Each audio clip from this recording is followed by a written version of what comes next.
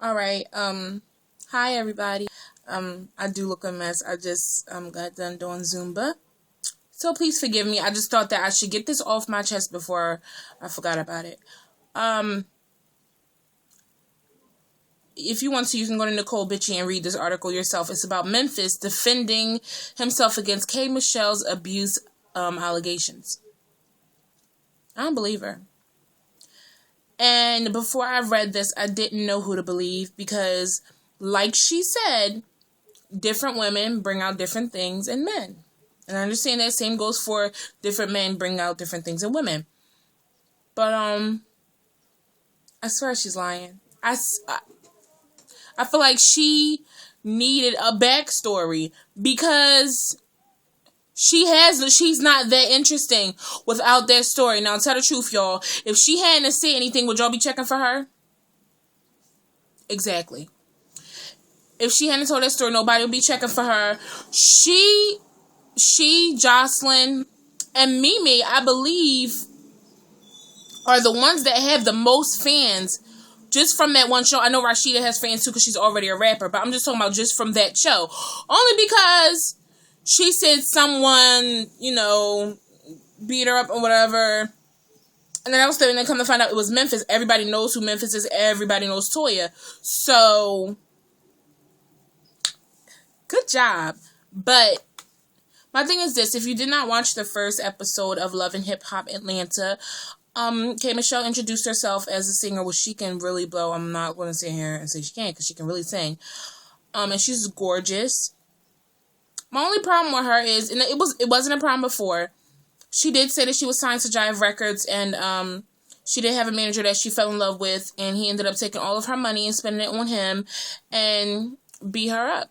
And they broke up. She's like, I just got out of a bad relationship.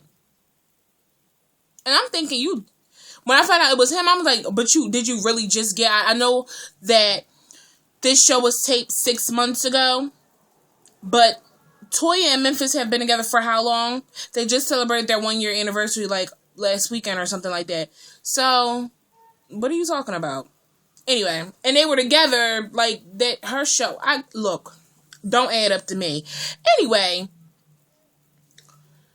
she said, she said what she said on the show, and then everybody found out that it was Memphitz, and then people wanted to put their 2 cents in, all that stuff. I didn't really say anything because I didn't know who to believe. I hadn't picked a side. I do not stay neutral on things like this.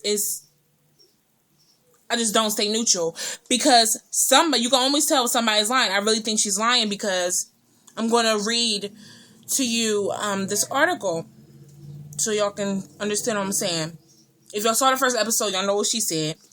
Then it says, earlier today, Memphitz caught up with TT Torres at iPowers 92.1 to defend himself against the domestic abuse allegations. According to Memphitz, K. Michelle went crazy on him after he dumped her because she didn't know how to act in front of industry folks. The alleged fight was at a hotel, and he claims that she was throwing punches while he was the one trying to hold her back. He also explained how their relationship went from music exec to dating and why he made the comment, "I made you," on his Instagram last week. Okay. On alleged fight and how it started. I listen to music every day. We in Memphis, this guy, I don't know him. People came to me and said, this is the OG. He has something he wants you to hear. I said, fine. He got a girl. She's singing. I'm sitting listening to the girl in the car, and K. Michelle says, oh, hell no. Cut that shit off. Ain't no bitch getting signed to this label. I'm the only bitch on this label. I'm apologizing to people, and I just got tired of apologizing to people. Okay, so pretty much you got fed up with the way she was acting, because he claims that she's always acting like this. This is the day I broke up with her in the hotel. I get back to the room. I was like, yo, for real, that was that night. This is after multiple times of embarrassing me in front of people, relationships I made over the years from being an intern nobody knows in New York, on my own from Memphis type relationships, my whole livelihood. I'm taking her places thinking you're going to do what I told you to do when we were making the plan. Just sing. The particular day, after the situation happened, I go up to the room where she's at. My friends take her back to the room so I can finish having the meeting with the guy after I had apologized severely for what just happened. I get up to the room and I'm like, yo, for real, this is the last time you embarrass me. I'm done. This ain't my swag. This ain't who I am. Okay. Makes sense to me. I don't know if it makes sense to you. If it doesn't, then that's fine. And she said, he says, all of a sudden, I see it for the first time. The Tasmanian devil starts swinging, throwing stuff at me. I'm like, what the fuck is going on? I'm trying to get to the door, blocking punches. I'm trying to explain to the housekeeping ladies, y'all call somebody, because she's throwing stuff out the window. I grabbed her arm. I'm tired of taking 1,000 swinging punches from a girl. Yes, I grabbed her and held her arm down from hitting my ass again. And she was screaming and screaming. I covered her mouth because she was screaming so loud. People were knocking on the ceiling. I was like, stop. What are you doing? Do you see yourself? Are you crazy? Okay. After the whole police thing, I just stopped talking to K. Michelle. I told her in front of the police, I have never been in the same room with a female and the police at the same time, and this will be my last. I don't get down like that. She was abused before. It wasn't me. I can't be your muse anymore. You want to argue with me so you can go right ahead. You want to defame my character so you can get fans and right ahead. I can't lay down for that one. I understand, okay, he's defending himself. But the way he went into such strong detail, she didn't. I wonder why. My thing is, if you're going to lie, you got to lie good. And then he goes on to explain why he was not mentioned in the show. But let me just say this. On how he became intimate with the artist K. Michelle, I have to take blame. One-on-one time with this pretty girl. She do music and I do music, and she was making me laugh. It was innocent and it was cool. It was my fault too. I can't say K. Michelle just came or whatever, but yeah, I shouldn't have done that either as a young CEO. His mistake, okay. And her mistake as well, because you shouldn't mix business with pleasure. Jocelyn. On the I made you statement he made on Instagram, I know that stung people. First of all, I will apologize to anyone who took that in an offensive manner. What I was saying was, I didn't create K. Michelle. I did not give her her voice. It came from God. What I'm saying is, when you got to me, you were very pretty. But once we started doing that thing, I was saying we were talking about what we should do. We should fix that. And we should fix that. Yes, I put you together in a firm of the industry. I put you together. I knew it was going to sting because look what you just said about me. That's a lie. On whether she was signed to a $2 million deal and if he spent all of her advance money. Okay, wait, pause. She lied about $2 million. He told the truth. I believe. She got signed for around $500,000.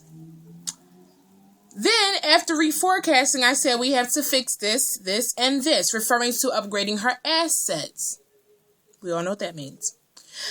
I was given money to run my label, but I never touch an artist's situation. When they get the deal, a part of the deal is for recording, mixing, and all of that. Another part of their deal is for them to take care of themselves. A&Rs don't have access to the artist's money. We submit a budget and the label gives you the budget if they approve it. Okay, any music execs out there watching this, please let me know if this is true, because it sounds true to me. Okay, on why this label folded and why he no longer works with Jive. I was trying to be a one-man show. It was a certain things like Kay going up to the office and telling the label that I hit her. Okay, pretty much that yeah, okay. And it also says, Memphitz also said, the only reason why K. Michelle didn't mention his name was because he had his lawyers call up the executive producer, Mona Scott Young, and told them unless she could prove that he abused her, she would get sued if she mentioned his name. Okay. She says she didn't mention his name because she didn't want to get nobody involved. No, tell the truth. Like, I would have even believed her a little teeny bit if she would have said, I did not mention his name because, he called up, said if I mentioned his name, I would get sued. And I didn't. That would be even, just tell the truth. You can't get in trouble for saying that. And it happened. If you're going to lie, add a little teeny bit of truth into the story. I just feel like, and then she coming at everybody else who's calling her a liar. Okay, you coming at Tamar for what reason? Tamar always popping off at the mouth anyway. So, just don't even, I love Tamar, don't get me wrong, but you don't even have to feed into all of that. I just think that's absolutely ridiculous. I don't even have anything else to say about her, but I am ready for that episode when she said, "The bitch is shaking the table." I am ready for that one. So I will continue to watch, and let's see what happens to K. Michelle. I hope that her career blossoms, because she's a great singer. She can really sing. Her telling that story is really going to get her nowhere. It's really not. Like, nobody, I'm not going to say nobody cares, but that's not who you are. We want to know who you are. That's pretty much all I have to say about that. I will be talking to y'all later. Bye.